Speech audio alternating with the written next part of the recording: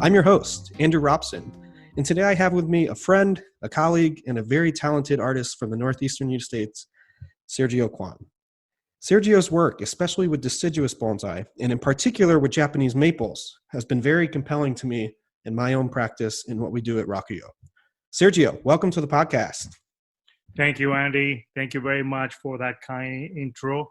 I think we have mutual respect. Yeah. You inspire me tremendously as well. So, and we're kind of two deciduous heads here talking, geeking out on deciduous. So yeah, there's not many of us, is there? Yeah, no. So it's good. It's very good. Excited to be here talking to you. Yeah. So I think today we're going to talk about Japanese maple. So what was your first experience with a Japanese maple? Yeah, so this was a while back. I mean, I can't really remember. We're talking probably 25 years ago or something like that. And what I love about it is that, I didn't know much about, bonsai at that time for sure, and even less about Japanese maples. But one thing that that sort of like fascinated me, right, was the fact that they changed colors through the, in autumn they changed color. They went from green to like reds or yellows. And to me it was fascinating how in such a small contained space, right, you could kind of experience the magic and mystique of nature itself. To me, that was just magic, how they kind of behave very much like a tree in nature. So that's how I got kind of hooked into Japanese maples, and I think in general deciduous trees. But as I moved on, and you heard me, I believe you heard me say this too in my podcast with Ryan Neal, that as I moved on, I realized, of course, I have a background in art and design. And I realized that what was attracting me about it, beyond like the fact that they kind of change through the seasons, is the fact that I am very attracted to the power or the expressive quality of a line, of a drawn line. And for me, again, I saw the deciduous trees obviously in their winter silhouette as like a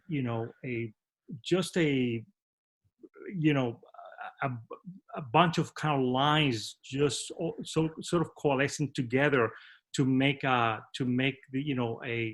of evoke a tree in nature.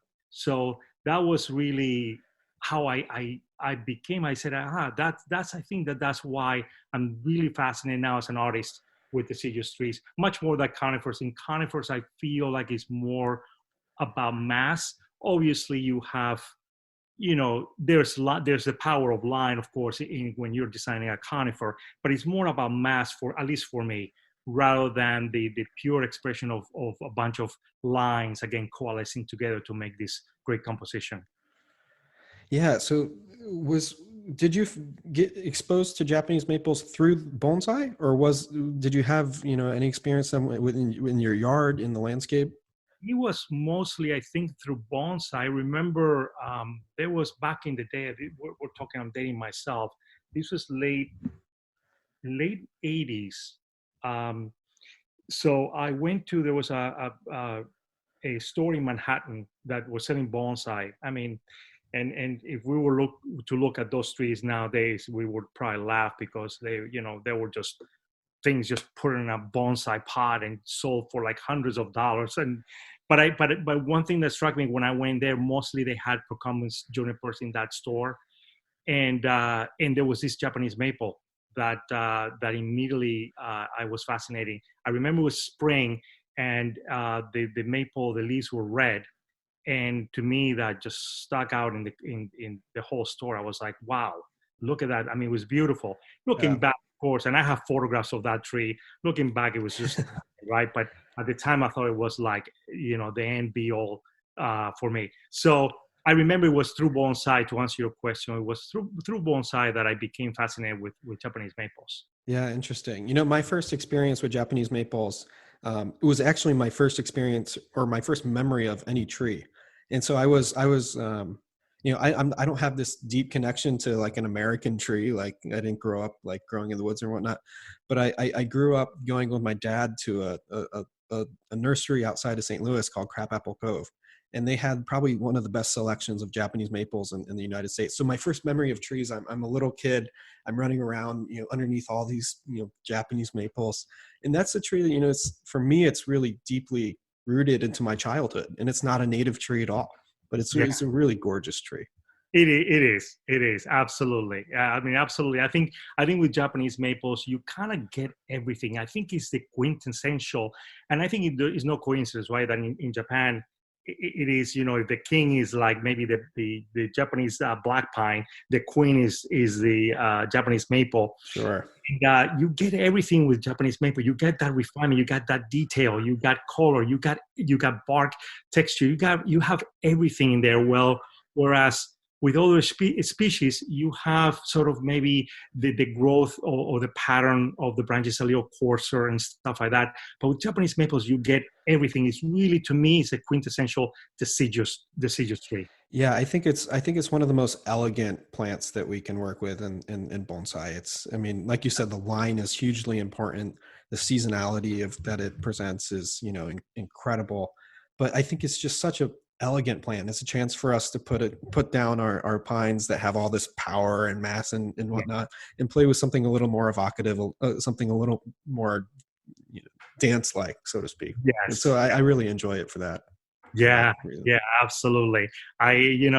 We're giving two trees, a conifer and a Japanese maple. My eyes just go over the top of Japanese maple. Yeah, So, yeah. like, I have a serious weakness when it comes to Japanese maples for sure. Are there any particular varieties or selections that you really particularly enjoy?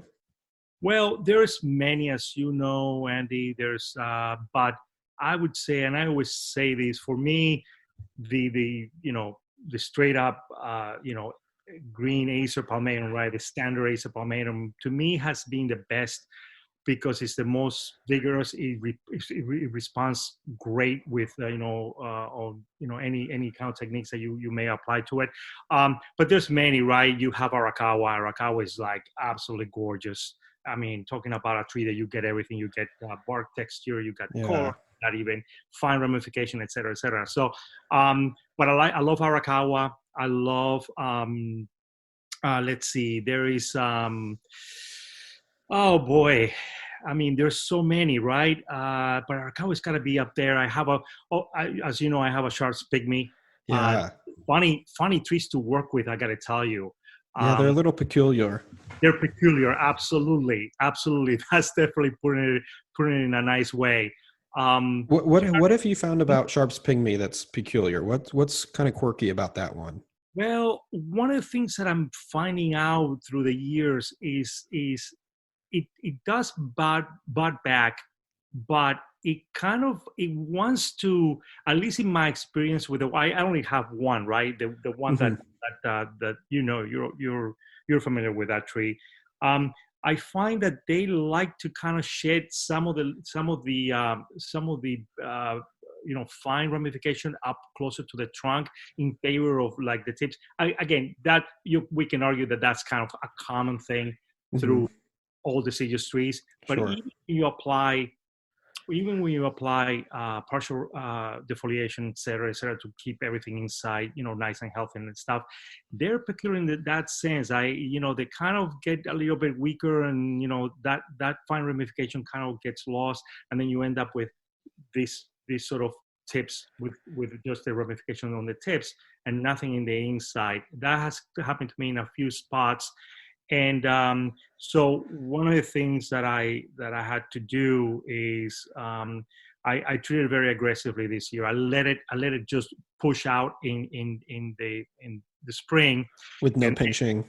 yeah, and then right, exactly, and then in June, I'm assuming that you guys are similar to the Northeast as far as like when it hardens off, and I just hacked it back. Like I had a couple at least long branches, thick branches that only had ramification on the tips, and I chopped it literally in half, Yeah. and it just bought it back like crazy. Now, very short buds, they're all set for next year. So I would say in another couple of years, it's going to look really good. I'm hoping. Yeah. So next year is not, and certainly this year, the silhouette, I don't think you're going to see a lot of pictures of me of that tree this winter because it's not going to look great. Yeah, I mean that's the thing with deciduous bonsai is a lot of the work we do is not very pretty. It's really rough cuts. It's reinvigorating the trees. It's Absolutely. not that really beautiful fine conifer work where you're just laying out every little branch and you can really make it look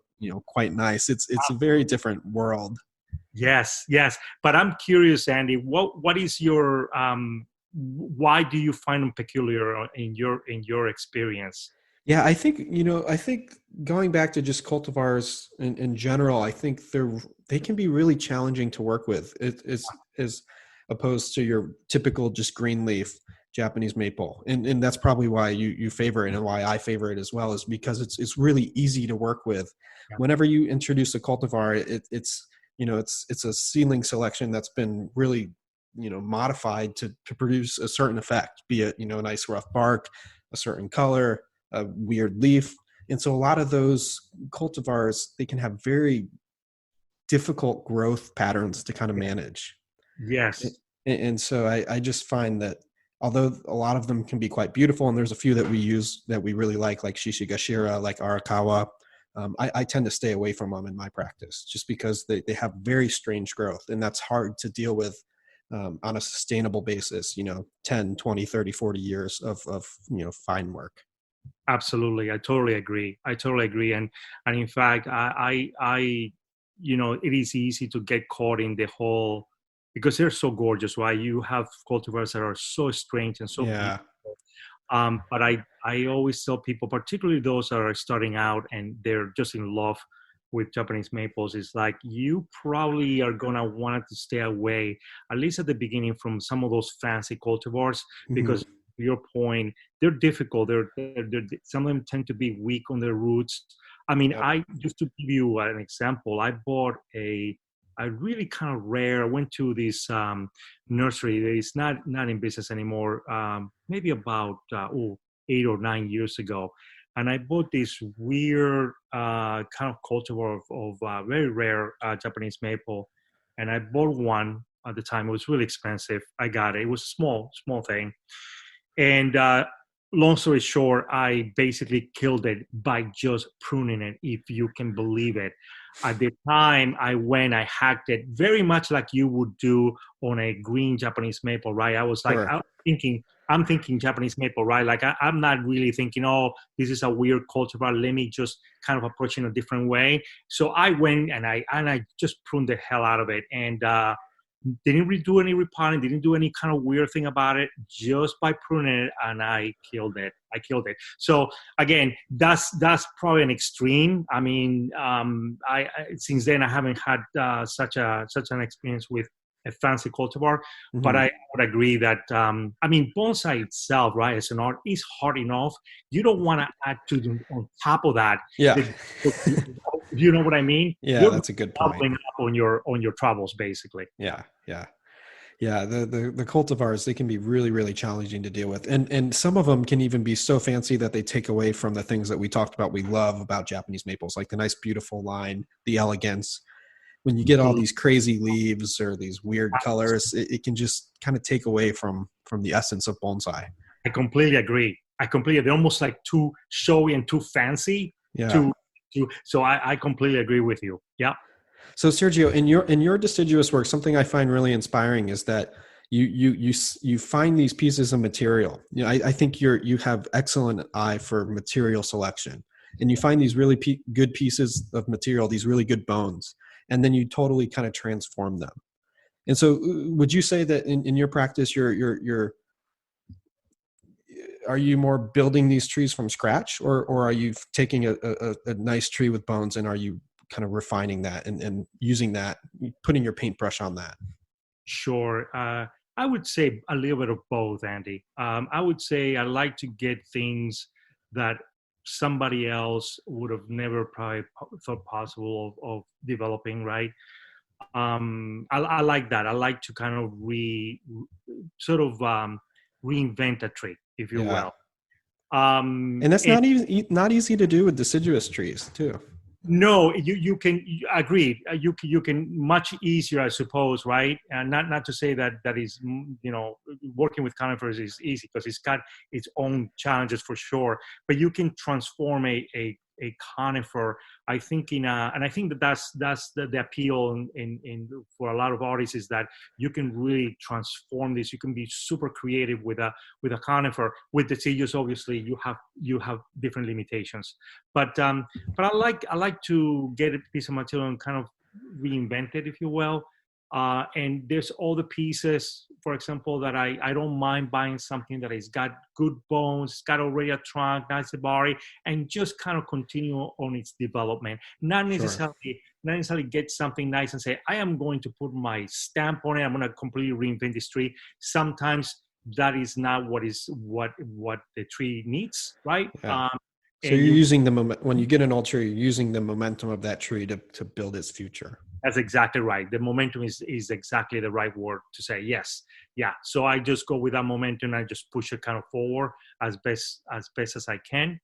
But I remember getting a Japanese maple that it was a twin trunk, and this came actually from Randy Knight, who, as you know, he's known mainly for collecting conifers. And this maple came from Randy Knight, and I got it from an enthusiast that he wanted to get rid of it, and so I bought it from him, and I started kind of tinkering with it, and I realized when I got it, it's got this, big hunk chunks of wood that looking at it, I say, there's no way I will ever make a classic Japanese maple out of this. This tree wants to be an oak. This tree wants to Yeah. be something. So I kind of forgot about the fact that this was a maple, right? And I wanted to kind of evoke like an old oak in nature and whatever. So I totally forgot that it was a maple. I always Yeah. joke. You did a big design pivot. Yeah, completely. And I say, you know what? If you can, as I like to say, if you cannot beat them, join them, right? So I said, because the original front was kind of hiding all that dead wood and all scars. And I said, let me look at the back. What was the back? And I actually want to make that in the front. I want to carve all that wood, make that just a main feature of the tree, because there's no way that would ever close or anything. It just did not want to be this classical Japanese maple. And that was okay. But I think we need to also be, I guess the moral of that story, what I learned about that was that, it's probably best to kind of let the tree guide you, basically, and not try to force a tree to be something that it doesn't want to be. Yeah. Yeah. That's super important in bonsai. It's really hard to, um, it's really hard to learn that, but once you do, it's one of the things you never let go of. Yes. Um, yeah, interesting. So with your deciduous trees, with your Japanese maples, you talked a lot about line and how line is super important to you. How are you creating those lines? How are you shaping those lines? Are you doing it with scissors? Are you doing it with wires? Are you using a combination of both? How are you making these lines? Sure. That's a great question, Andy. For me anyway, and I know that there is obviously you ask 10 artists and they're all gonna give you probably a different answer. For me, the combination of wire and the clip and grow, as they call it, is Hmm. what gives me the best results. Now, with that being said, I am a big believer of wiring, setting the general kind of feeling, character, structure of the tree, wiring pretty much to the tips. And I'm talking again, wiring maples all to the tips, and trying to set up that general character, that personality, just tease out that personality of the tree, right? So once that's set, I find myself wiring in the following few years, wiring a little bit here and there. But as the tree kind of matures, that design matures, settles, I let the kind of natural kind of growth habit of Japanese maples, which, as you know, is beautiful, Hmm. let that kind of take over, so that eventually becomes this sort of more natural feeling, and not this artificial thing. Um, so it's a little bit of both for me. Oh, and then of course I ease up, right? I wean out of ease up on the wiring, and then it becomes a little more the clip and grow. You always find, and I don't know, I'm sure that you're probably the same. I always find a branch here or there needs a little bit of correction with wire and such. Yes, Sure. but not nearly as much as in the beginning stages when I'm trying to kind of set the general character direction for the tree. So I always recommend a combination of both wire and the what they call the clip and grow method. Yeah. I do some very similar things. So you're wiring out your kind of your main structure. Maybe you're doing a second wiring after that, and then you really start to back off on the wiring and let the genetics of the tree, the genetics of the branching, really create your shapes and build from there. Exactly. And I'm very aware. I have this bad habit. I guess you can say it's bad, where I always like to work standing up. I picked up that habit from my painting days, where I used to set up my canvas on the easel, right, and I used to put my brush strokes wherever and back off, right, and to see what I'm doing. I adopted the same sort of, again, it could be it could be a good thing. I don't, I think it's a little bit of both. Bad habit of just putting my tree against a clean wall, and I do a little bit of wiring, I back off, and I want to see the entirety of the composition as I'm doing it. It's very difficult. I know some people can do it, and that's totally fine. I think we all certainly have different ways of working, but for me, it's very difficult to sit for like 5-6 hours just wiring, and then just step back. I got it constantly. It's a back and forth kind of thing. So I'm very aware of how the branches sort of talk to each other, how they relate to each other, how they relate from one side of the tree to the other. If this branch has a little bit of a quirky kind of twist, how can I kind of pick up that quirkiness someplace else so that all the pieces in that composition start to kind of talk to each other? Certainly, of course, the relationship between branches and trunk and the body and the placement of the tree in the pot and all that stuff, as you know. So, as you know, this is a game of millimeters, right? Any little kind of little change makes a huge impact on your composition. Yeah, you brought up a good point. I think working against a white wall or just like a clean backdrop is hugely important in deciduous bonsai. Is one of the things I always tell my students is work against a nice clean backdrop, because you can really see clearly what you're doing, especially if you introduce a camera and you're working in 2D versus 3D. You can really pick up things that you never really saw before. Absolutely. I mean, the last thing you want to do is work it, maybe sometimes, you can, if you want to wire something quickly in your garden, of course that happens. But when you're really kind of designing a tree, you're really looking at it, I think is crucial.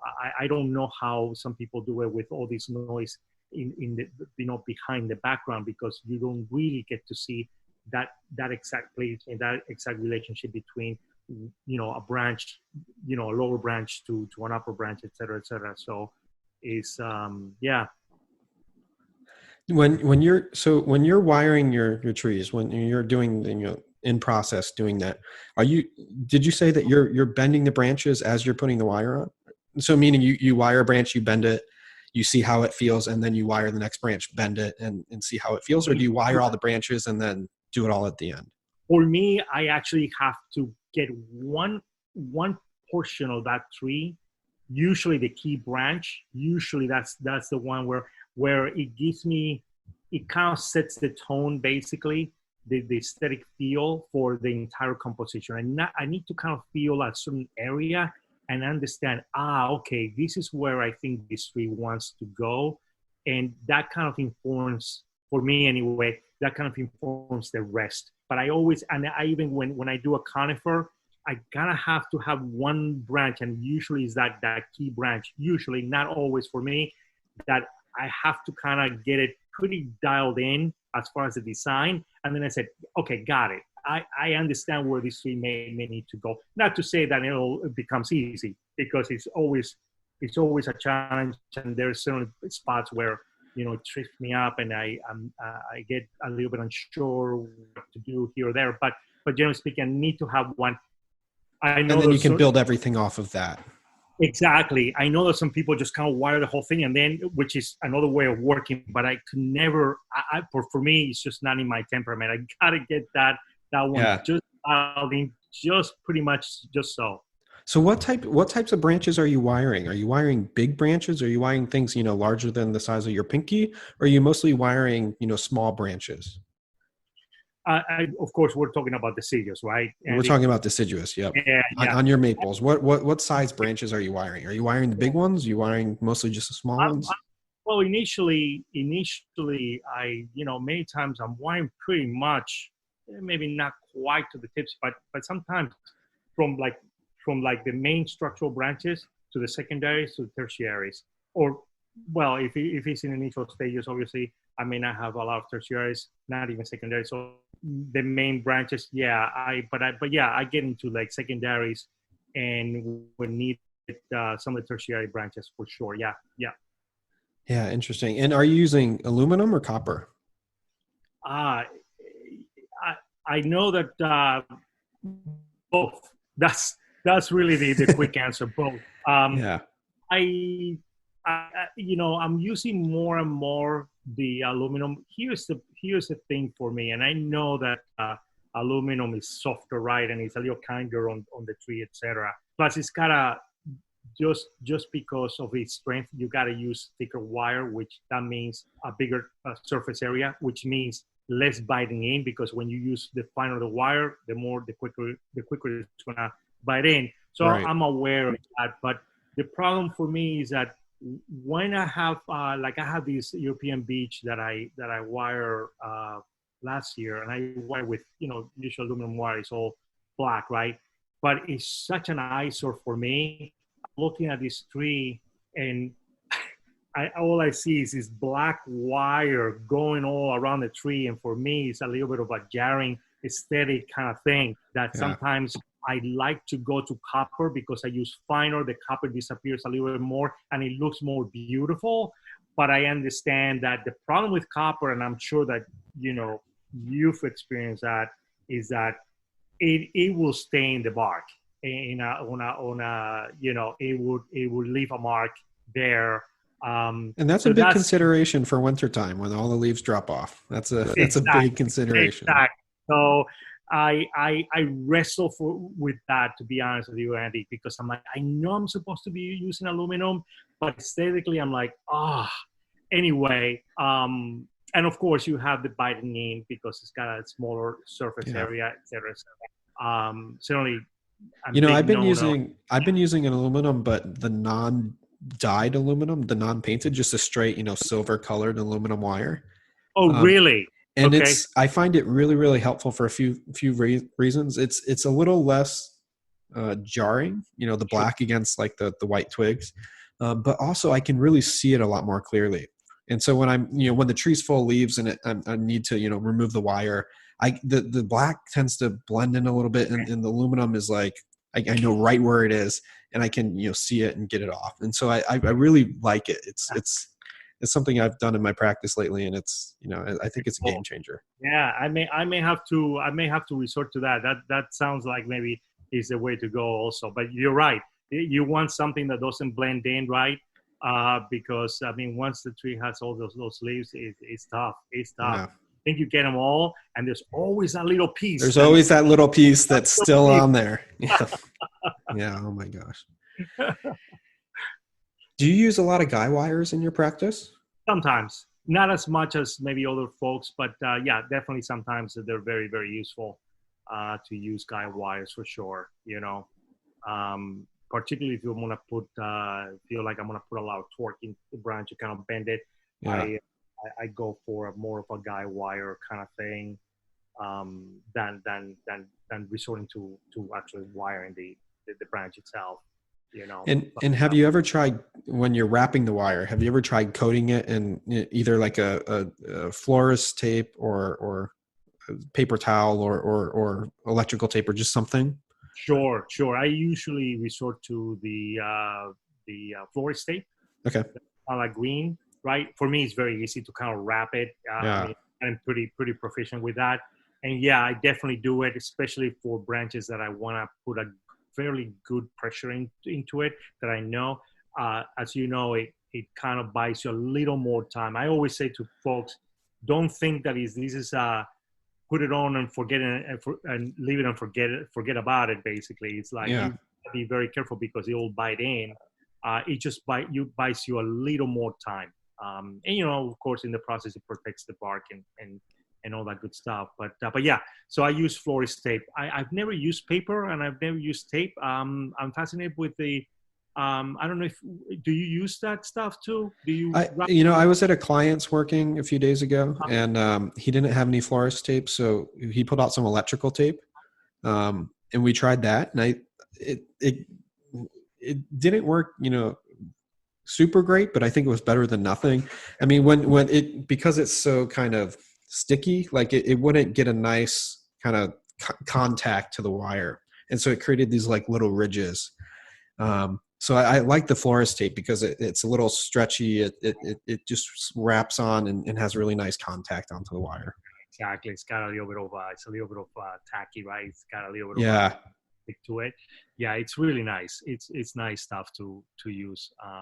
Yeah, but the problem with that, and I know Bill Vavanis and I were talking about a while back, and he said the problem is that the green somehow also talking about blending, it kind of blends in sometimes a little too well, and Yeah. it disappears, especially when it gets a little bit kind of old and the color gets a little bit lighter. It kind of tends to sometimes to blend in, particularly if you with Japanese maples, as you know, the younger branches are green, and boy, sometimes it's like it kind of completely disappears on you. Yeah, interesting. So so let's circle back to young plants. I think I briefly talked about young plants a few minutes ago. Do you grow a lot of young plants? If I come to Sergio Cuan's garden, is there 20 Japanese maple air layers sitting on a bench? Or are you mostly working with older bones? Mostly older, but I'm doing the whole process, right? So I have what we call, right, stick. Uh-huh. So I have a few of those. I have the Nishikigawa rough bark, but it's Yeah. like a little stick on a pot. Uh-huh. So I have fairly young material on one of the side benches and stuff like that. But most of my collection is a little bit more developed. But again, I enjoy working with young plants because it kind of teaches you a little bit the whole process of creating a bonsai, right? You start working on your nebari early on, your lower trunk movement, et cetera, et cetera, et cetera. So it really kind of, I think it's important to kind of go through to experience all that process, as a bonsai artist. But Yeah, young bonsai work is almost the opposite of old bonsai work. It's a very different thing. It's a very different, almost different art. And so I absolutely, think it's super fun and rewarding to do what you're saying and to go through the whole process or have yeah, trees that are, young trees and old trees. yeah. I think it's very healthy for a bonsai artist to really have both and anything in between, from very young plants, little uh, sticks in pots, to like Uh-huh. much more bigger developed trees, and anything in between. Run the whole gamut. I think is a healthy thing for Yeah. sure. I always thought of the stick in a pot thing as a negative. And until I moved to Portland, there's a lady here named Ann Spencer. She was an old time club member in the Portland Club, and all she grew were sticks and pots. And she grew them. She'd get this little 5-year-old seedling. She'd put it in a bonsai pot, and she'd grow it just very cautiously, very carefully for 20, 30, 40 years. Just this little seedling in this container, repotted every 1 or 2 years, mostly built with scissors. And most of her trees are chuhin size. They're not large, exhibition sized trees. Yeah, But she did some of the most gorgeous deciduous work I've ever seen. It was really remarkable to see what a stick in a pot translates to 30 years down the road. absolutely, absolutely. And another great example of that is Bill Balvanis himself. Sure. Yeah. like 40, 50 years ago. I mean, he has photographs in one of his books about, I mean, these things you think, this thing is never going to become anything. Yeah. And they have become, you know, iconic pieces of American bonsai art 40 or 50 years later.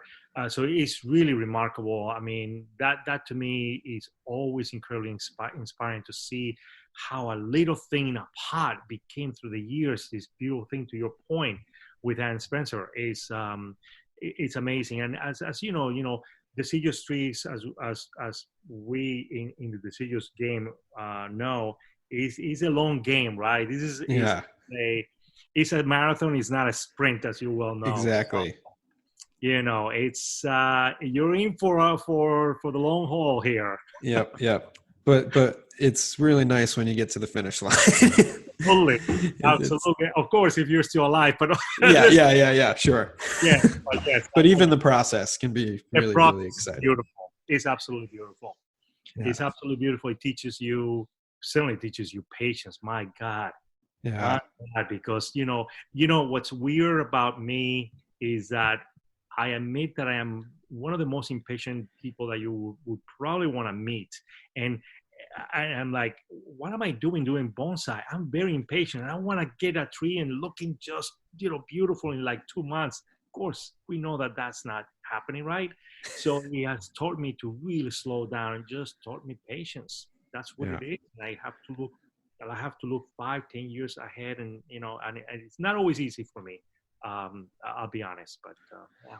Yeah, I don't think it's easy for anyone, but it's what we have to do with deciduous. Yeah, that's exactly right. Back to maples and pots. Yeah. So I have you found in your practice that a Japanese maple trunks up in a pot in a container? Because I know there's certain species that will really trunk up in a container, and there's some species that won't. Like a chochibai, if you put a chochibai in a pot, 20 years later, it's going to be about the same thickness. It's not really going to grow. But maples, I think there's, going back to Bill's photos, seeing some of Yeah. Ann Spencer's work, they have a potential to really thicken up in a pot for some reason. Sure. Well, I will tell you honestly, I have not had that experience to tell you. Yes, obviously, with seeing other people's experiences, of course, Japanese maple hold that potential about. And there's a beautiful thing, right, about a tree grown apart for, again, 20, 30, 40, 50 years, as opposed to ground growing. And I've resorted in a few of my younger trees, I've resorted to like ground growing because of course we know that they can trunk up much, much quicker, but then you end up with bigger scars and such, blah, blah, blah, Yeah, blah. it's a very different flavor than that elegance that we It, talked about in the beginning. it totally is. It totally is. But those are the beautiful things that I don't know, and Spencer, Bill, and a few others have, that that patience about growing. When I went to, I remember going to Japan in my first trip to Japan in 2013. I went to Taisho-en, and Urushibata-san, who was the owner and the artist, running the nursery. I was looking at these rows and rows of Shohin Japanese maples, and Yeah. like trunks, they were like, I don't know, 3, sometimes 4, 5 inches thick on a little pot. And he says, yeah, these a lot of these I grew in a pot. They've been in a pot for like 40 years. I'm like, oh my God. And they're only like, whatever, Yeah. 6, 8, 10 inches. That was it. They were absolutely amazing stuff. And just the discipline, just the patience of growing something in a pot for that long is just absolutely mind-boggling. Yeah, Um, it's insane. yeah, yeah. So I have, right now I have some like a couple of rock barks that I have. They've been growing on a pot, and I keep kind of sort of developing in a pot and see what happens. I have a few other ones that I actually just harvested from my grow out bed, and I take them out and put in a pot. But those will yield probably larger scars that hopefully they'll heal pretty well, hopefully. But yeah, like you said, back to your point, it gives you a different kind of flavor. I know Bjorn talks a lot about that as well. The sort of differences between ground growing something as opposed to very patiently growing something in a pot. Yeah, it's produces a totally different flavor and totally different world of aesthetics. Not necessarily good and bad, but different. Different, Different. different. How do you feel? This is something that I feel Europe is a little more lax in their sort of quote unquote rules. As far as, I guess, the question for you is, how do you feel about dead wood and the usage of dead wood in deciduous trees? Yeah, with deciduous, my relationship with deadwood is very minimal. I think it makes sense on something like an old fruit tree that's been in an orchard. It's been hacked back by man for years and years and years, and it's just been kind of beat to death in this orchard life process. So I think on like an old ume, on maybe an old apple or something, it makes a lot of sense to me. But on trees like a Japanese maple or beech or something, when I see them in nature, they have a branch dies, it rots, it falls off, heals over. It's a very kind of short thing on the tree's lifespan.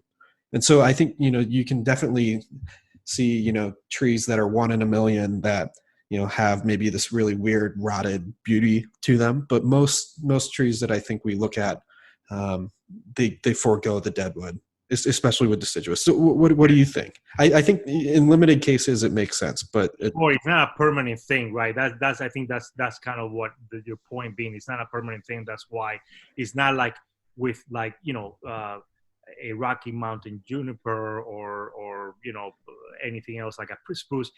The pines, the wood will last for a long, long right, time. has the resins and the wood that help preserve it.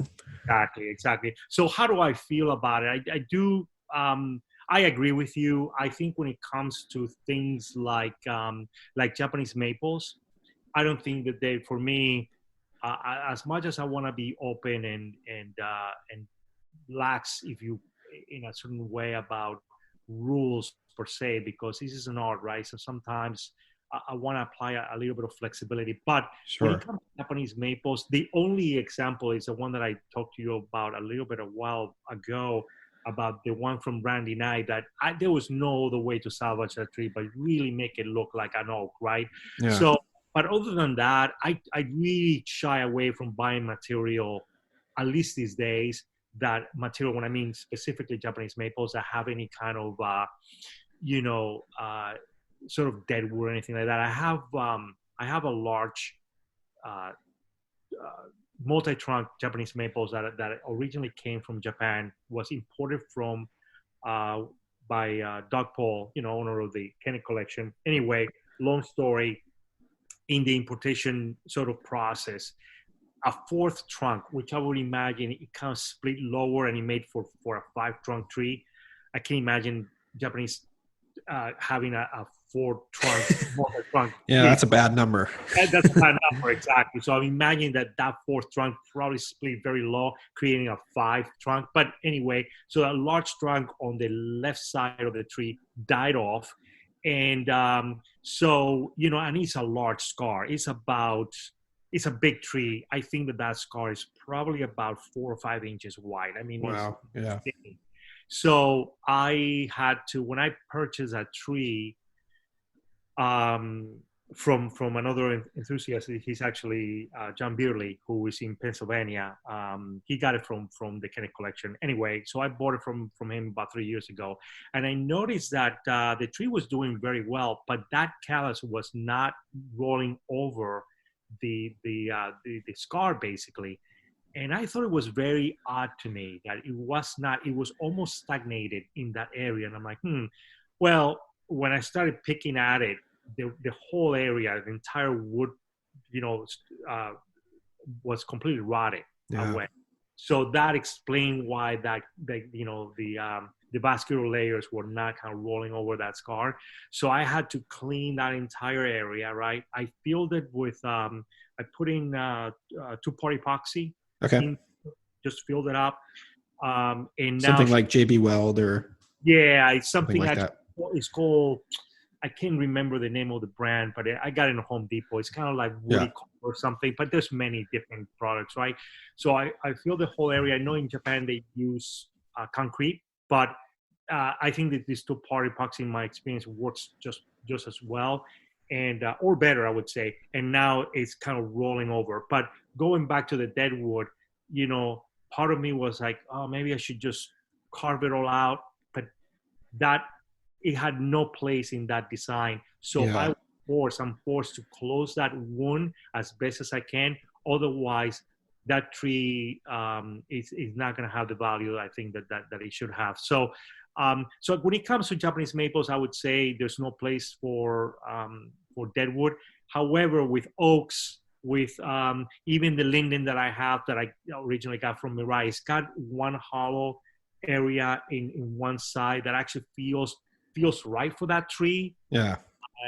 As opposed to trying to kind of carve it out and close it. I kind of like it. It gives a natural kind of feel to that tree. But yeah, it's kind of funny because I think it kind of belongs, if you will, in certain trees, or species. But in Japanese maples, I don't think that there's any place for deadwood in my. Yeah, I agree. And when you say it belongs in certain trees, you're talking about those trees. They just have this character to them, not something that you created, but something that they had.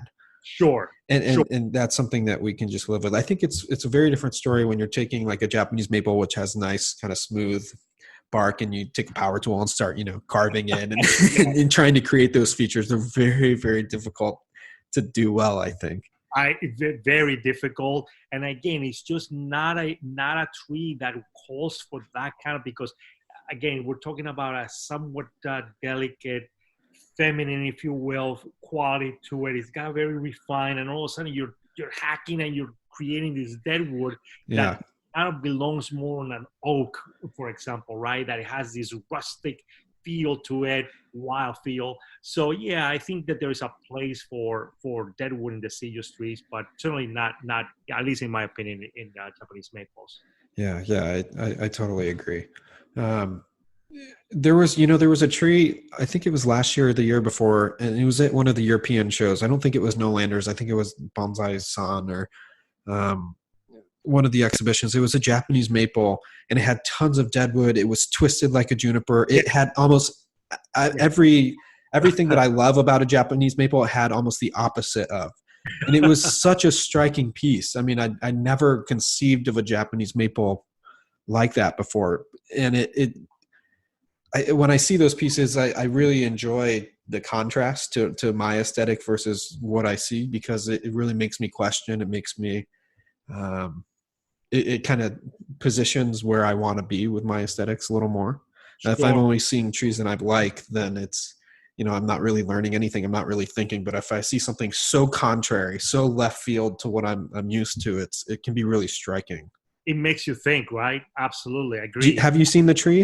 I know exactly the tree you're talking about. Yeah, and I think it got an award. I believe he might have been at the trophy. Oh no! You're right. I think in the Bonsai Sun show. I think it's. I think so. Yeah. The one in France. Yeah, I believe they got like a top prize there because it was almost treated as a juniper. To your point, it was. Yeah, it had like deadwood. It had like the twists of the juniper, the really contorted, sinuous lines. And I saw an article on Bonsai Focus on that particular artist, and I think he does a lot of that with a lot of his other trees. He's got this sort of like twisted kind of branching and very different treatment. Very different Japanese maple. So it doesn't look like a Japanese maple whatsoever, but it was very interesting to see. At all, which actually brings me kind of to a question here, because I thought a lot about this. When you working on your Japanese maples, do you think I am going to evoke a Japanese maple, or I'm going to evoke a deciduous tree in nature? I think it goes to your point earlier. Sometimes you have a tree that has a really strong momentum, and you have to keep going with that momentum. So if that momentum is like your Randy Knight tree that's really wants to be something more wild, that's very anti-Japanese maple, then maybe an oak style is appropriate. But most of the time, if I'm working on a Japanese maple, then I want it to look like what I conceive of a Japanese maple. And so with my young trees, it's very easy because there's no momentum there. I'm creating the momentum. And so with my young trees, I'm thinking about what do I well, what do I think of as natural Japanese maple things? And I don't think of single trunks. Here in Portland, we're one of the best cities to see Japanese maples. They're all over the streets. If you didn't know any better, you'd think Japanese maple is a native tree here. They're just like literally Wow. every year, and they grow so huge here. I've had people from Japan come and say, these maples, they grow, twice as big as they do back in Japan. I mean, it's crazy. So we have all these beautiful examples of Japanese maples here in Portland, and almost all of them are multi-trunk trees. And so that's kind of step number one. I think of them more as kind of multi-trunk forms, which have a lot of elegance, lots of multiple lines. So rather than just like one big main trunk and then you have your branching that comes off of that, lots of secondary trunks or tertiary even trunk lines that kind of dance up and then go out. And so that's kind of how I think about Japanese maples, especially young ones. Interesting. Would it be fair to say that you, well, I guess the question is, what kind of style do you favor? And speaking of that, well, I guess I guess there's your answer, right? You're saying that you favor the multi-trunk style in Japanese maples. Yeah, I'm more of a naturalist with bonsai. I like to create bonsai that look more natural than kind of idealized. So I don't want that really severe taper, that kind of pine bonsai look with your first key branch, your back branch, your side branch, kind of very kind of triangular shape. Hear you. I love maples that look like maples, and and beeches that look like beech rather than beeches that look like pines. And so that's kind of my approach. That's one thing I talk a lot about in some of the workshops that I do and stuff. That you're right. I see it particularly. I see it a lot. I've seen it a lot on tridents, and even in Japanese maples, they have a tendency to have this very conical, extreme conical kind of structure. Yeah. That is very pine-like, right? And of course, we can argue that pines can take many different forms, et cetera, et cetera. So Sure. I get that, but generally speaking, it's got that very conifer kind of setup. And I try as much as possible, and obviously in my work, to kind of have that more rounded, billowy kind of silhouette to my Sure. maples. To your point, Yeah, and I also see in your work you're not trying to create pads with your branching, but all the branching is harmonious and it creates kind of one large community of a silhouette. yes, So it's not each branch isn't individualized; it's part of a larger whole. that's I think that's a great way to put it. Yes, that's absolutely right, Andy. It's just I try to stay away from your classic like pad, like it's very structured sort of pads, because while maybe okay with certain kind of conifers and stuff like that, for deciduous is something that just looks really It rigid. looks, yeah. It doesn't look right. It's just this kind of thing. The other thing too that I feel in some of the deciduous work, in some of the deciduous design, is that I feel for me that some of the proportionally, right, looking at the tree with the trunk and the branches, many of the branches feel very short to me.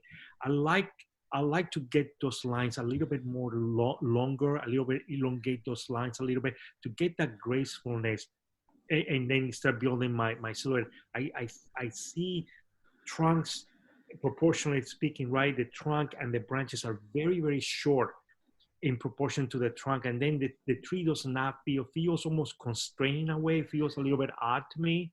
Yeah, I noticed this too. And I think it's different with conifers. I think a conifer, for the same size trunk, the branches can be closer to the trunk and look good. But for a deciduous tree with the same size trunk, they should you reach out just a little bit more. That feels more right.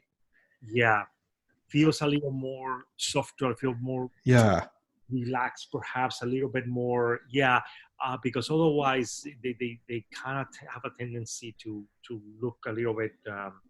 I don't know, almost like topiary sometimes. Yeah. I mean, and whatever that can also go into conifer design. Some of the bonsai work feels a little bit, perhaps a little bit topiary like, as opposed to trying to evoke a tree nature kind of thing, a little bit more of a natural. I mean, I guess I like this question has come up even in my own head. I like refined, to see very refined work, but at the same time giving enough room to have a bit of a natural feel to. And this is actually for deciduous, Japanese maples, or conifers. Um, I like I like the refinement, but I also like to let the tree have that a bit of that natural uh, flavor to it, um, as opposed to. I mean, it's just that sometimes it's such a fine line that either you go one way or the other, and if you go this way, it totally looks like artificial. Looks almost like I see these silhouettes sometimes that are like cut in a way that it feels like more like a topiary than Yeah. a You kind actual. of razor edge. Yeah, almost like it's almost like a perfect, like and yeah, I know that that took obviously skill to grow, but at the same time, it's not really evoking nature or a tree in nature. I think as well as it should. Yeah, yeah, definitely. What do you, when you're styling your Japanese maples and you have that branch that first comes off the trunk, do you like that branch to grow up, down, out, a little bit of each? I mean, do you Or have like a framework for how you like those initial primary branches and their directionality coming out of the trunk? yeah, interesting question. I think I've some kind of darting through my head on my trees. I guess it depends, right? I have my sharks pygmy. If you look at that tree, even from the lower branches, they kind of grow up. However, uh, I like when little wisps of fine, very fine branches kind of hang down. That I see that in nature all the time, where this tree maybe all the branches kind of tend to grow upwards, but then I see a few delicate branches kind of hanging down very, very delicately down, and then they go up again. I love that. So I try to kind of evoke that on my trees. So I think it's a little bit of both, Andy. I feel like depending on the tree, I don't mind that some of the branches, even on the seed, just kind of hang down, but always kind of sort of with a tendency to grow upwards again, up Yeah, and out kind of thing. Um, it depends. I guess it depends on the actual particular tree that it may call for maybe a bit of an older image where and well certainly I guess you can say that some older trees do tend to have an upwards kind of growth habit. That's true too, but I think I do a little bit of both. What about you? yeah. I think when I look at trees in nature, they're all different. So they're not, all. I'd say generally, if we want to generalize it, most of them are upright. But then you'll see branches that come down. You'll see, some variation within that framework. So I think having a little bit of everything is really nice. But I think Yes, it's more important the lines that happen after that initial movement that can make the magic happen. absolutely. As you're talking, I'm remembering about a famous. I'm sure you are familiar with that tree. It's a huge Salcova in the National Arboretum. Yeah, sure. See, big, huge one, very famous.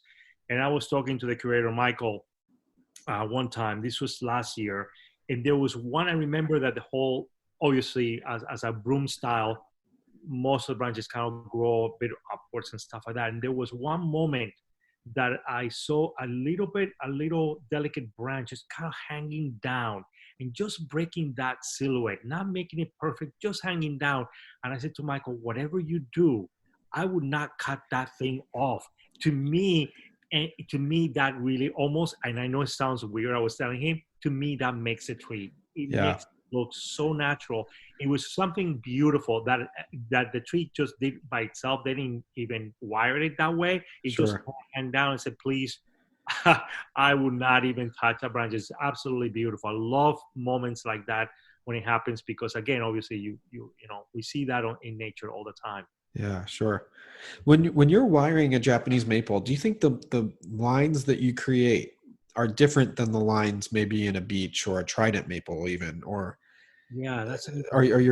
your Japanese maple lines, are they special in any way, or does Very it more relate to that tree that you're wiring? That's an interesting question. I think it relates more to the tree in question than than I don't know that I've ever consciously say, I'm wiring something differently here as opposed to a beach. I think I react more to the feeling of the entire piece itself, the tree itself, and what it wants to, where it wants to take me, where it wants to guide me, rather than consciously making a sort of a conscious decision, basically about like, okay, I'm wearing Sure. now this maple, and I'm going to do it a little bit different. Um, I would be interested. What about you? Do you find yourself that you do a little bit of different Yeah, approach? I think for me, it's trees have very kind of different movements, and shrubs have very different movements. So trees, I'm wiring just very kind of elegant lines. So like trees like a beech, a maple, a hornbeam. I'm doing just kind of very simple, elegant lines. Not too much movement, but just nice, simple, smooth lines. With shrubs, I'm doing a lot more craziness, a lot more spasticity, a lot more contortion. Yes. So it's, to me, it's more of a question of is it a tree or a shrub? But I do see, I'm starting to think there might be a little nuance within those, like within trees, for example, where you might have um, some different lines. Like because when I'm looking at trees in nature, I see oaks have very different lines than a maple, for Yeah. example. And not just in the way that oaks have branches that go down and maples mostly have branches that go up, but even those lines in themselves have kind of different habits. And so I'm wondering about it. I'm not sure if that translates to a small bonsai scale, but it's something I'm thinking about. That's very interesting. Very interesting. For sure. But essentially, you are saying that whether it's a beech or whether it's a maple or a hornbeam, essentially with those species, you're saying that you're kind of creating these sort of elegant lines, but you're not making necessarily a differentiation between them, right? Yeah, if I do make a differentiation between them, it's how the branches are placed, but the Yes. movement is still the same. Yes. Um, Yeah. so um, yeah. As in with a shrub, I'm the movements are a lot tighter. They're more compact. They're more crazy. But with a tree, they're more kind of smoothened out. And I'll the where they end up on the tree might be different if it's a trident maple or a Japanese maple, but Yeah. the lines in and of themselves are quite similar. Sure, sure. I mean, I have an oak now. I'm thinking about a gray oak. It's pretty large, and it's sort of almost like a multi-trunk. It technically not a multi-trunk, sorry, twin trunk. Although technically that second branch, it's more like a branch, but it acts like a trunk, and it really is like, when I look at it, it kind of makes me do more sort of like stuff, basically design Yeah, and twist in on those branches, movements in those branches that, to use your word, are more spastic, if you will, kind of carry out the feeling of the trunk itself rather hmm, than Japanese maple. That's when, and we're talking about kind of like, that's when we were saying about the feeling of the tree in question is yeah, how drives that drives you to do certain things, right? I remember going through the exhibit, and I'm sure you're familiar with it, the Emperor. yep. Uh, you know, that thing, that hornbeam was absolutely incredible. I mean, it's super impressive as far as the size and the way the movement of that. It truly looked like an old ancient tree that you find in a valley or something. It was absolutely crazy, crazy good. Yeah, I haven't been to the No Landers Trophy, but I really want to make it out to that I show. mean, yeah, the level of European stuff there is just amazing. It's just amazing, Andy. And I their presentation of their material looks exquisite too. It's not just that the trees are good, but the way that they're presenting it looks very clean, very absolutely, sharp, very just yes, lots of attention to detail, similar to Japan. yeah. No, it's absolutely beautiful. Even the actual venue itself, it's got a clean graphic quality. I mean, it's got this. long hallways, very wide, right? And then they lay out this red carpet, and then against the white sort of cloth that they put behind the trees. I think it's white, and it's got this very strong graphic look to it, where it's all designed to really highlight the trees. And I felt like the whole thing, to your point, the presentation of the quality of the trees, their own individual presentation, the presentation in the venue itself was absolutely top notch. Top notch. I mean, they're absolutely creating the best stuff outside of Japan, in my view, and in particular, Spain is absolutely killing it Yeah, these days. Spain No, is killing it right now with their work. it's on fire. It's on fire. Yeah. Some of those Luis Vallejos maples that you find in the Alcobendas Museum, yeah. that were featured at the trophy and stuff like that. Absolutely, just incredible stuff. Yeah, and obviously the European access to material from Japan is I'm very envious of. They can still get material quite easily. We're very challenged here. It's almost an art just to shop for trees in the United States. That's absolutely right. That's absolutely right. You know, can I tell you, I was when I was at the Road Trophy, one guy was telling me, say, yeah, you know, it's not that so. He was telling me it's not so easy to get for us to get stuff either. But meanwhile, I was looking around the vending area. Yeah, I've seen photos of the vending area. There's it's like dozens of trees from Japan. I mean, my mouth was watering. It's like, oh my God! I said I could not believe the level of the quality of the sales area. I was just like, you know, forget the exhibition itself. I mean, the vending area was just insane. I just wish I could put a couple and just take them away with me. Yeah. I do worry that Europe, I think, has found in Croatia some access to some really beautiful, really striking Yamadori. But I do worry that in both Europe and the United States that we're not doing enough to build deciduous trees for the future. What's going to happen when the Kennett collection stops importing and we can't get a hold of like a nice old Japanese maple anymore, or same thing in Europe when the all the trees from Japan get eventually sold out. Yeah.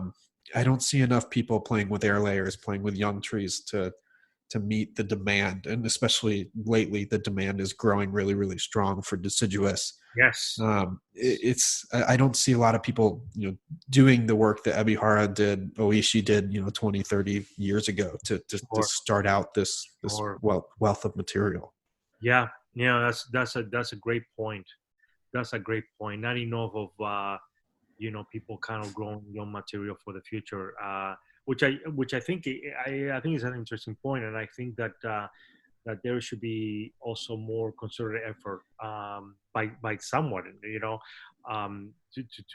kind of look into the future. You know, I mean, as you know, in Japan they have growers, and then they have more like artists, but the growers, we need the growers as well. We need more growers in the United States. We really do. I mean, as a deciduous guy, of course, and we know what happened with Toparian, but Toparian was just like, just fantastic in the sense that not only they had conifers, but they were growing properly growing deciduous trees for bonsai. But it is, as you well know, it's tough to find really good material here, even young material that people are growing out with, knowing, like, preparing the material correctly with the nebari, the lower trunk movement, etc., etc. I mean, I get materials, and what happens is some of my material, I get these wacky sort of nebaris that I now struggle to kind of fix, basically root grafts or cutting this root or whatever. And it's, that is one of the hardest things to change, right, is the nebari itself. But it is a shame because I don't think that they grow it. You've got a nice fat trunk, but the nebari is not there. The nebari is just these weird roots that are thick, and there's no finesse to it at all. And you can tell that nobody was paying attention to the root work when that was being grown. Yeah. I think in the United States, we focus a lot on growing the trunk, but we don't put that focus into the nabari, and we don't put it into the primary branch structure. So a lot of time what I see when I'm working, traveling to work with clubs and students and whatnot, is I see, really great trunks, but then off those great trunks, you have these little tiny twigs, and there's no transition from trunk to primary branching to secondary branching to twigs. Same thing in the nabari. You have this really nice kind of trunk, but then it's just kind of dead going into the soil. There's not that effort that went into building the trunk. You don't see that translated Yeah. enough, I think, into the nabari, into the primary branch structure. I gotta tell you, I think that the thing that amazes me most, one of the things that amazes me you know, the most about Japanese culture, I guess in general, but in bonsai is the the discipline that they apply to the technical aspect of bonsai. Um, I know that they get maybe there's some folks sort of criticize them for not being wildly artistic or creative and such, which I have to say I would probably I'm gonna disagree with that as well. But the discipline is something, and the attention to detail is something that I don't think we yet, especially I think Europe is definitely getting there for sure. But I think in the US, I feel like the lack of attention to detail is one of the things that I think we need to kind of improve on.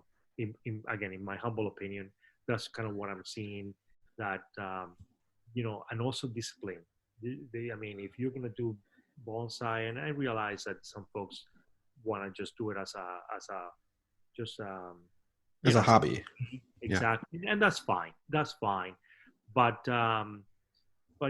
it's I feel like there's a lack of detail overall, right? From building a tree, designing a tree, to displaying a tree, etc., etc.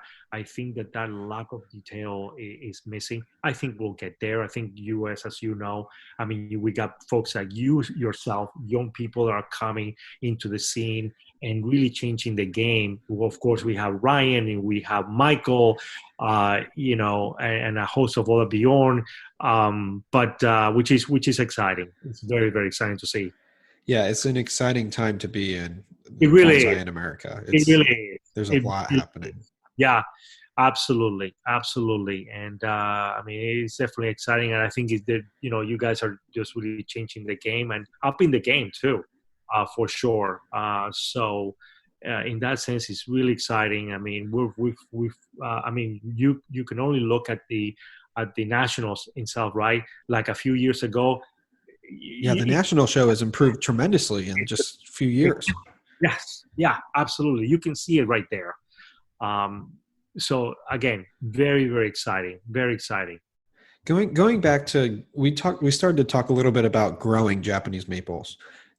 Do you find any nuances with the horticulture of a Japanese maple compared to other deciduous trees? In how we grow them, how we care for them, the techniques that we apply. What do you find that might be different about Japanese maples than a beech or a trident or Sure. something else? Well, right off the bat, I would say, and that's why another reason why I like Japanese maples is because, and I guess it's because they move their resources so quickly, right, through their system, that many things, many techniques like root grafting, thread grafting, approach grafting, all that kind of stuff can be done rather quickly and readily, rather than, for example, a beech. Beech, especially maybe not so much European beech in my experience, but maybe Japanese beech, notoriously difficult to get a nice radio nabari, right, Yeah. from another layer. They're difficult if you're lucky enough to get roots.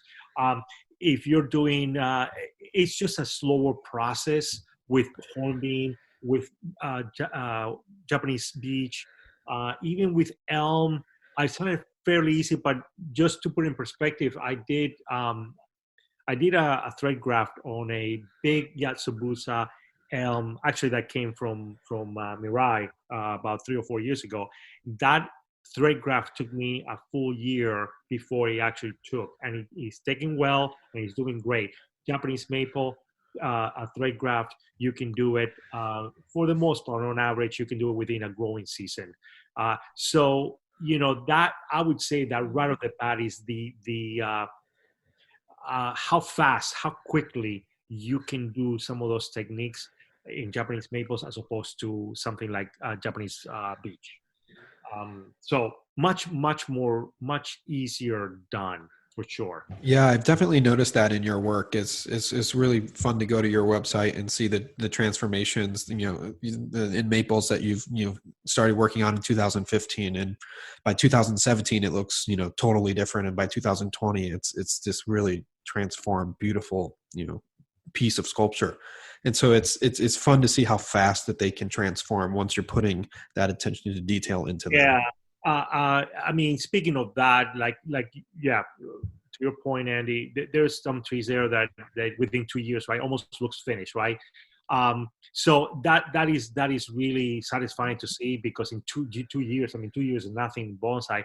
But then when we get into the nitty gritty of stuff and you start really studying the structure, I mean, I always say, okay, to the folks, if I'm doing a workshop, it may look like a finished tree in the photograph, but I can guarantee you that this tree needs a good another 5, 8 years to Sure. really dial it in, like shorten the internodes, et cetera, et cetera. So then that becomes that kind of extra level of detail and care and all that stuff. But yeah, Sure. you can pretty much kind of transform a Japanese maple fairly quickly. As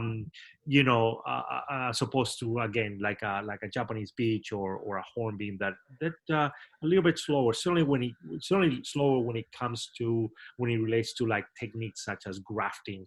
Yeah. It's not quite as easily done.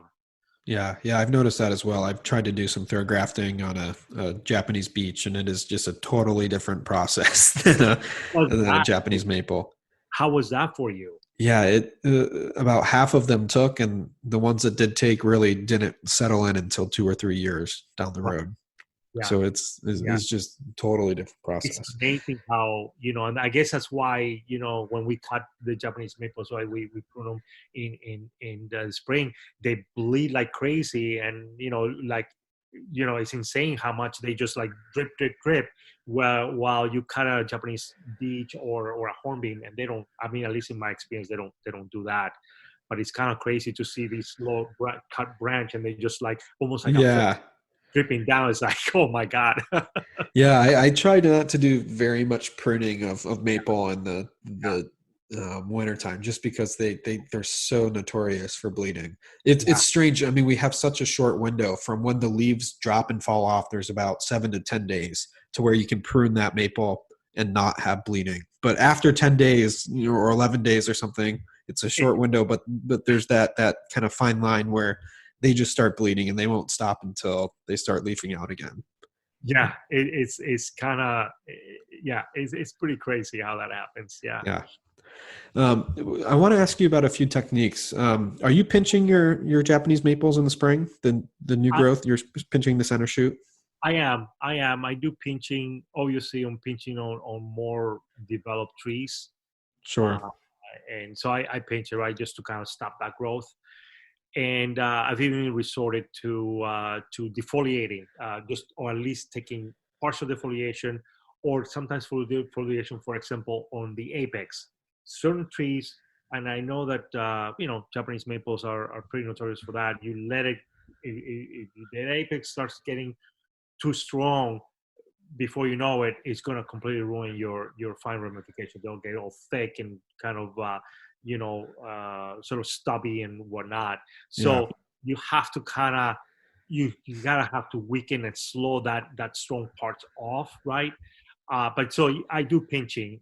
Certainly, again, when it comes to things that are more in development, I let them grow, explode, whatever. No pinching, no cutting back, no nothing. But yeah, I do a certain amount of that in some of the more. Have you experienced any nuance within the pinch? So let's say you have a shoot that's growing in the spring, you're going to pinch it. Have you experienced any nuance from pinching it early versus pinching it late? Do you have a time frame that you like to do the pinching? um, Somewhat, I would say, but here's the weird thing about it, and I'm sure you've noticed this. Even sometimes when I don't pinch, right? I still get that first note. It's still fairly sometimes, not all the time, but sometimes it's pretty short, and I haven't pinched. So I can always cut back to that short note, and I haven't pinched. So it's kind of, I think for me, pinching, if I'm really kind of really thinking about it, sometimes it's just to stop from that branch thickening too much, like Sure. growing out and keeping it kind of fine. More so, perhaps even slightly more so than trying to keep my internals short, because in my experience sometimes, like if I miss something and it run away from me, I look back, I'm like, oh, look at that, I have a fairly short internal, and then of course they get a lot longer as As they go. Yeah. as you go. But that first note is pretty short sometimes, not all the time, sometimes they get this long internal. So it's kind of odd to me how that happens, because we talk about the pinching to keep the internal short, but I don't know that that always is the case, or at least as far as like what I have seen. Yeah, I've seen that too with the maples. It's tends to be more about keeping the caliper small, keeping the Yeah, branches thin than getting a extension where you want them. exactly, exactly. And typically on the trees that we're pinching anyway, they're more refined trees, and so when you have more ramification, those trees are going to have slower metabolisms. They're going to be growing at much slower rate than if you just have a tree that you dug out of the ground, which is going to pump along with these Oh big yeah, long with huge nodes. like huge leaves and et cetera, et cetera. Yeah, Sure. yeah, absolutely. Are you you mentioned defoliation a little bit. You said you're playing with defoliation mostly just on the crowns of your No, I actually, and I know that this is something that or at least as I understand, is something that is these days frowned upon.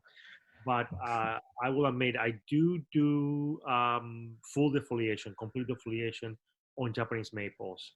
I do partial defoliation, but that's a bit of a different strategy, right? You want the partial defoliation to let more light in and air and all that good stuff. The full defoliation, I tend to do it just to kind of give me that, as some people put it, the second spring, so to speak. yes. And I have found that a combination of that and cutting back with a combination of the full defoliation, I have never. Let me say, I have never lost a tree or a branch or anything by defoliating a tree.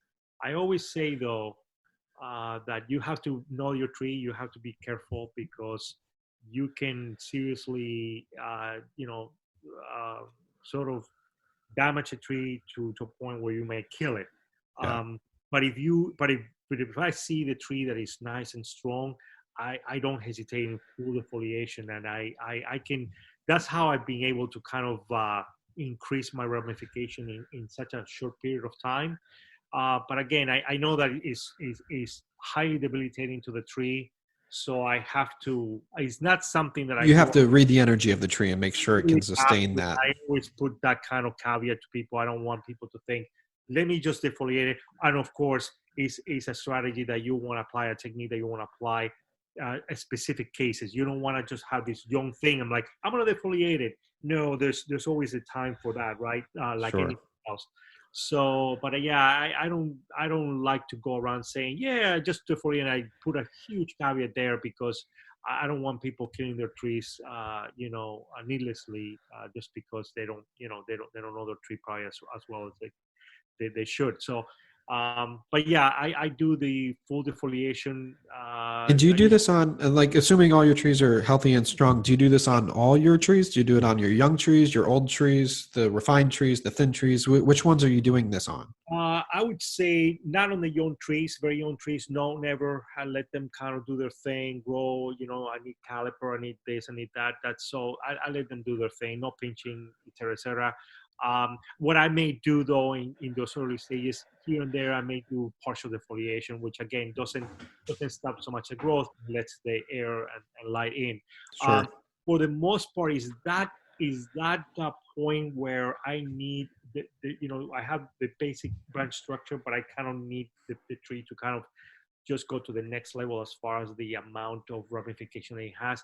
And that's where I have a Kashima maple. Actually, I saw that tree, but on my website that I almost killed. By the way, it went down to like stop in about 5 years. It almost looks like it's a finished tree. I mean, again, there was a lot more development that I need to do the tree. But if you look at the two pictures, and the reason for that, I did about 3 defoliations in those 5 years. So every other year, more or less, I did the defoliation.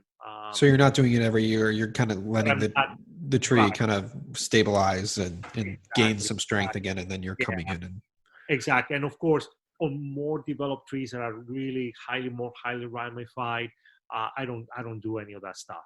I just maybe do the partial defoliation if it's needed. so when you buy a Japanese maple, it has some good bones, and you're working on setting that initial design, that initial structure. You might defoliate it every other year or something like that for a few years. But once it starts to build that design that you're happy with, you start to back off. And Yeah, I don't touch it at all. I don't. I mean, again, I may do the partial defoliation, but I definitely do not resort to a full defoliation. I don't. I also, again, I don't believe in the hedge pruning either. I don't do that. I like to go a little. what's the reason for that? Why do you Well, choose something else? yeah, I feel like I want to be a little more strategic about like how I cut my trees and where I cut them. I want to know exactly where I'm cutting and how I'm cutting it, as opposed to this just sort of like global kind of cutting around the entire tree.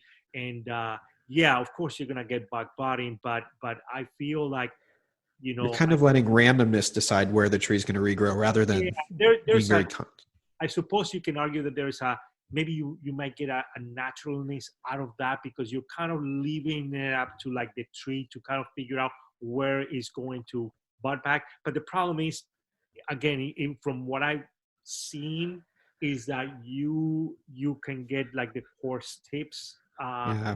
You're gonna get that kind of thing. You're gonna have a tendency to get that, and there's an aesthetic to it, right? That I think if you definitely have you definitely achieve a certain aesthetic with the hedge pruning method, that it may be appealing for some folks, and that's totally fine.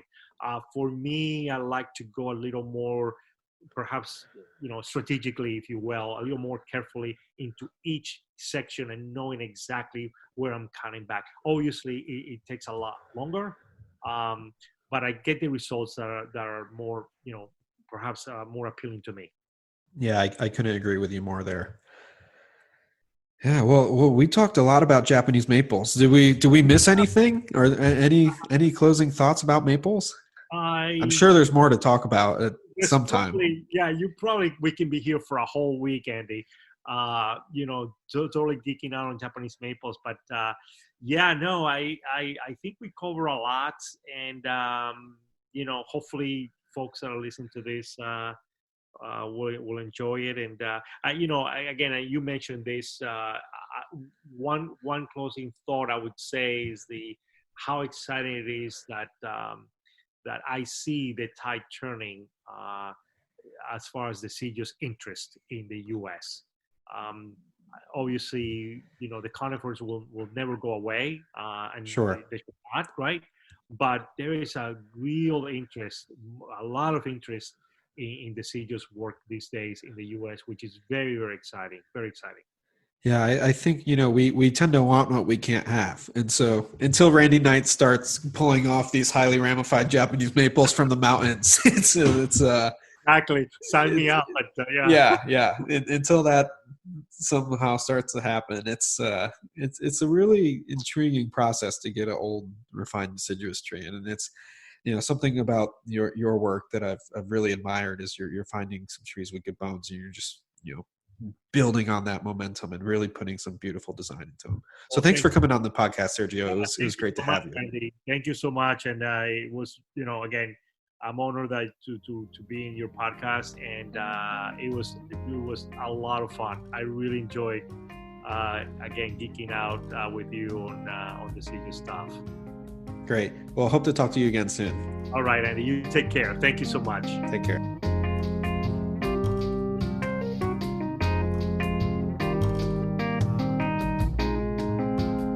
The music on today's podcast was brought to you by the fine folks at Blue Dot Sessions. Check them out at www.sessions.blue.